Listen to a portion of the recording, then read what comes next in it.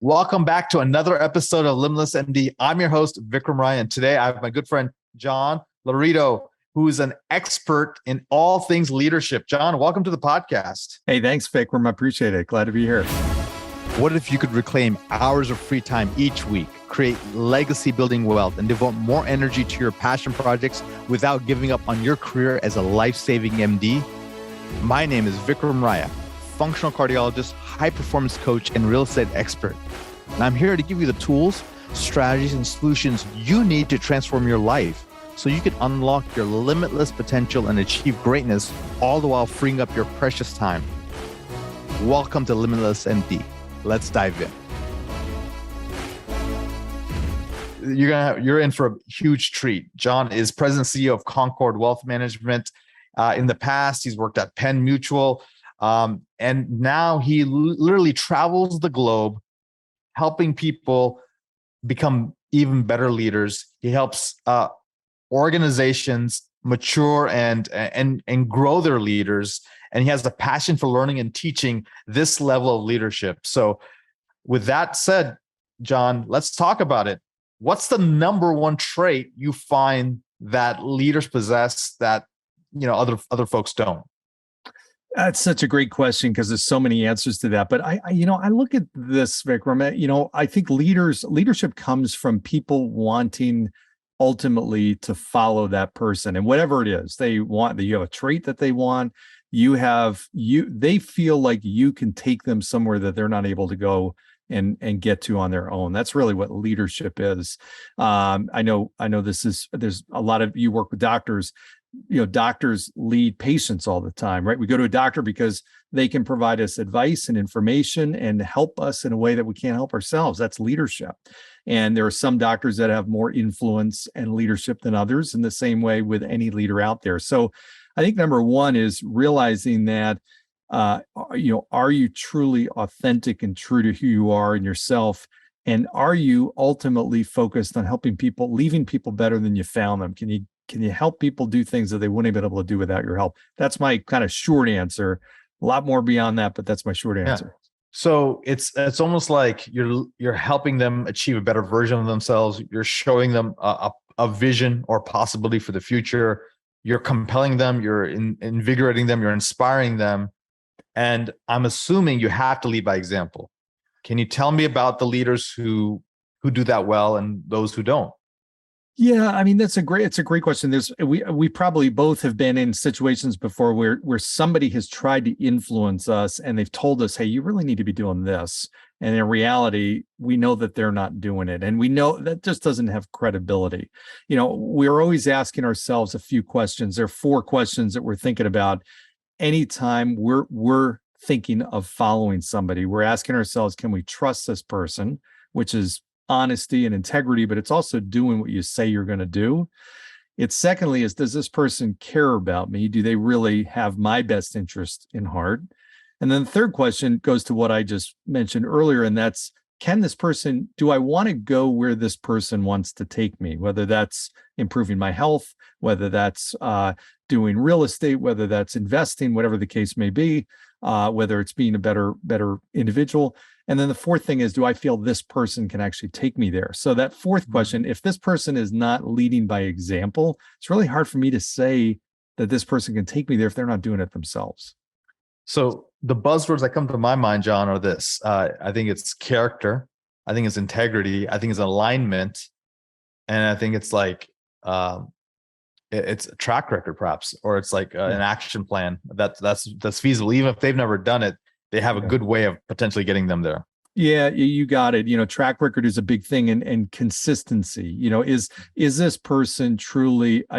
People see the flaws and the cracks pretty quickly when the inconsistencies really stick out, and it makes us wonder. Okay, well, it doesn't seem right here. Is this person truly, the person that they're putting themselves out to be? So the consistency of how somebody leads and acts and responds to situations, that also builds up trust, that builds credibility, that allows us to feel more comfortable following somebody. So John, who are sort of the top, I consider you one of the top leaders in leadership, but who do you admire?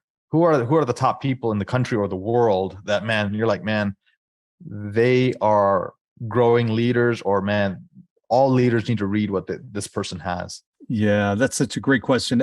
John Maxwell, for sure, is one of my favorite. He's one of the ones that got me really interested in leadership and reading about it, because he's a great storyteller and certainly knows leadership inside and out. So check out his books.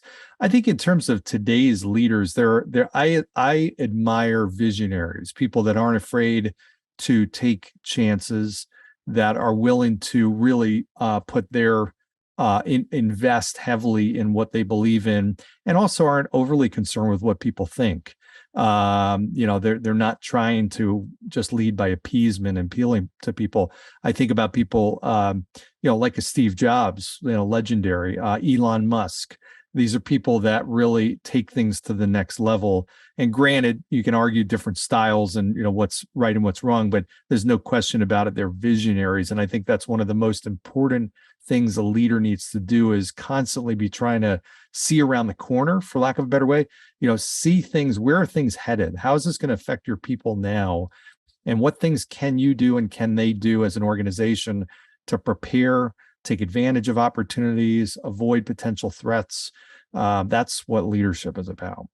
Yeah, I just want to stack on what you're saying, John. It's the whole Wayne Gretzky quote, skate to where the puck is going, not where it is or where it's been. And then, as we stack on some of the John Maxwell things, what do you think is your top book he wrote that your audience needs to listen to or read? The first one, 21 Irrefutable Laws of Leadership. That's the links ground, will be in the foundational. In the show notes there, guys. 21 Irrefutable Laws of Leadership, John Maxwell. And look, there's a leader I like, and he's more in the military style, Jocko Willink, and he wrote a book, Discipline's Freedom, and I think another one's that's his motto, and I think the book is Extreme Ownership, and then he has another book on leadership as well. But great book. I love that. And if you haven't had a chance to, Jocko has a TED Talk. It's like, I don't know, 12, 15 minutes, but it's a beautiful, powerful message on leadership. And so, great. So let's do this, John. When an organization pays, top dollar to bring you in, and you go and you're coaching their leadership team, what is the one thing you look for that maybe is missing? And what's the one thing you want to infuse into them so then they can go to that next level of leadership? Well, it starts with the first core piece of this that helps and makes organizations run extremely well. When I go into organizations and they are running at a really high level, this is always the case. And this is when you're working with a team, is that they're all in alignment and really a deep belief and understanding in what the vision is and the whole purpose of what they're doing.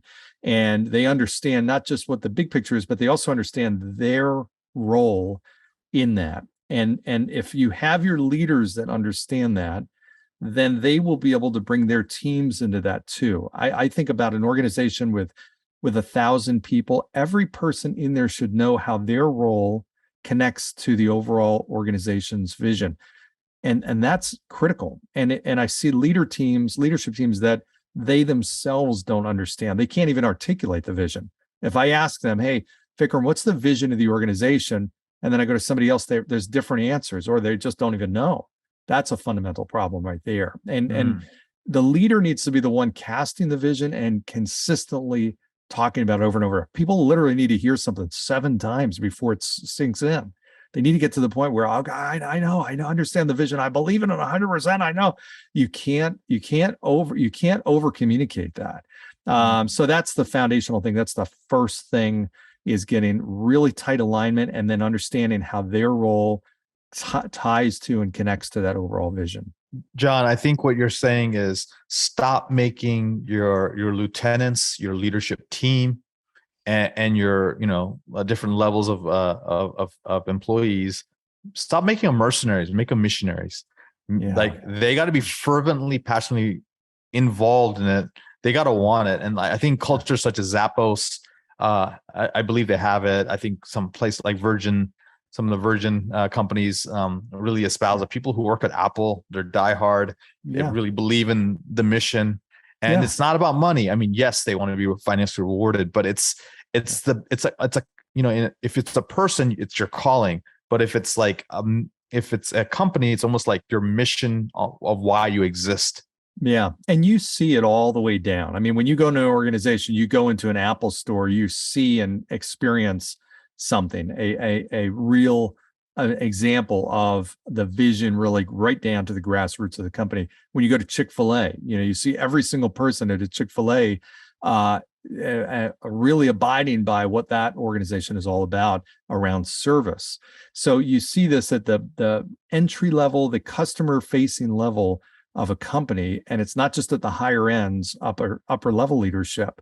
And when you have people that are truly missionaries and they believe in it, then you can empower them to make decisions. I see leaders that, when I see a company and the leader, him or herself, or leaders, a small group, hold all the power and all the decision making, you can only go so far. That company's going to bottleneck, right? If you don't have people that are there, that company's never going to move faster than you are able to move. If all the decisions have to come through you, if you want to be and need to be part of everything and every meeting and everything, all the product creations and everything like that, you're not growing as fast, and you're going to lose your top people, because top people want to know that they have and are making as big of an impact as they can. And if you're not giving them the ability and empowering them to truly do what they can truly do and reach their potential, they're just not going to stay. Ultimately, they'll leave. Let me ask you, I know there's sometimes levels to leadership, or some kind of maybe zones, perhaps. Is there a way you can sort of break down different levels of a leader and maybe talk about how we can eventually get to the highest level? There's a first level that people tend to think about, and it's more of positional leadership, right? It's okay, I've got a title, and now because of that, I have authority, and that's all that really is. Yeah, you may sign somebody's paycheck or dictate, ultimately a promotion or whatnot, but that's not real leadership. That's just authority. It's positional power. That's it. As you move up and gain leadership, it's really influence. People are then choosing to follow you because of what they see you doing, and because they, as I said before, they feel like you can help them do something and get somewhere that they wouldn't be able to get otherwise. They love the vision, they love where you're trying to take them, and they believe that you can take them there. And then you ultimately get to the highest level, and they follow you because of who you are. They almost can't even pinpoint it. It's just, hey, you know what? If Vikram says something, I'm going to listen, and I'm going to really, doesn't matter what it's on. It doesn't matter what question I ask him. I'm really going to value his input because of who you are at the core. It's not just your expertise on this topic, So or your. it goes beyond positioning, goes beyond words and actions. It actually becomes, hey, his identity is a leader. And so it's in his DNA, and that's what I want to follow. I'm like, I drank all the Kool-Aid. I want to do whatever this guy's doing. Exactly. I mean, that's the highest level of influence. It's who you are, and people really aspire to be you. When I see organizations, when I see companies, I know that the bottleneck for the growth of any company or a hospital or a clinic or anything else like that is usually the level of leadership that the CEO or the founder has attained. So how do you help people break through their ceilings? Well, it's interesting because the issue I see a lot of times is one leader, the CEO or the person who's running that business, is also very far ahead of the next level of leaders. There's this major gap, which that in of itself prevents that CEO or leader from moving to the next level and becoming better and better, because they're constantly pulled down to stuff that they shouldn't be. I had a leader in healthcare tell me that he was on the side of a mountain in Russia, mountain climbing, and he got a phone call from his staff because he uses an example. He's like, I just feel like I can't detach.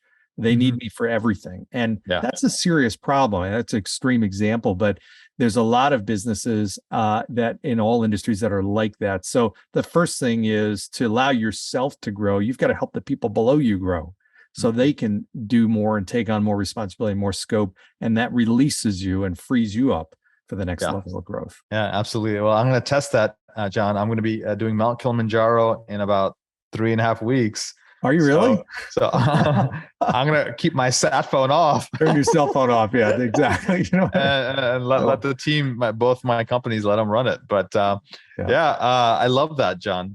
That's awesome. So any advice for the doctors out there who are running their clinics, who are leaders in their clinics? Any advice for maybe people in admin or chief medical officers?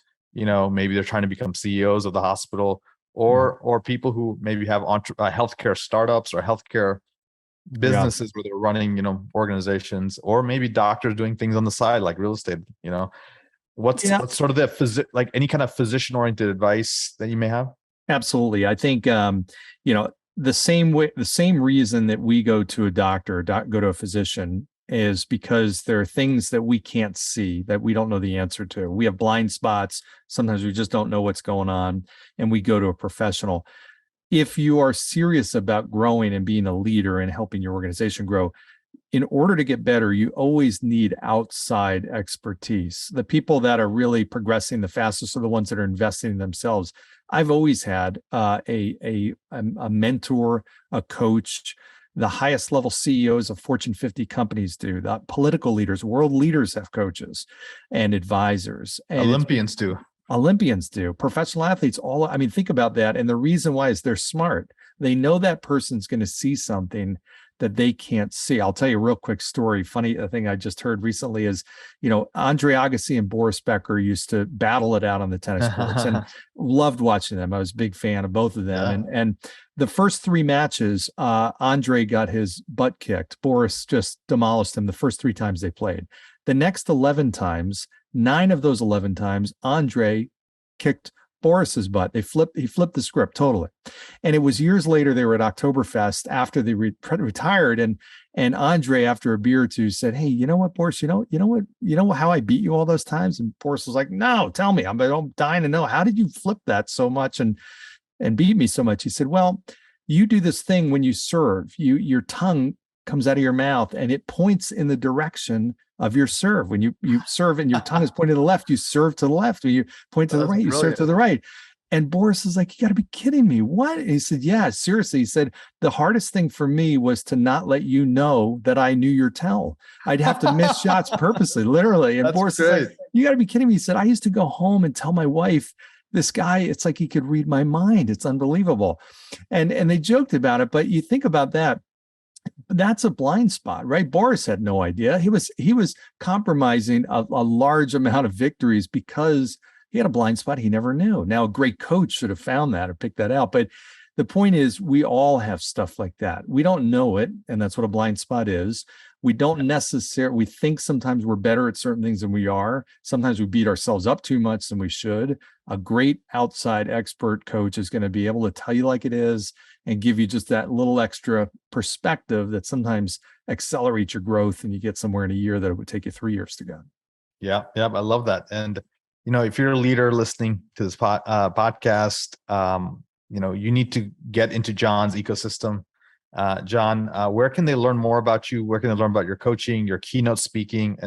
And do you go into hospitals or clinics or healthcare startups or things medically related?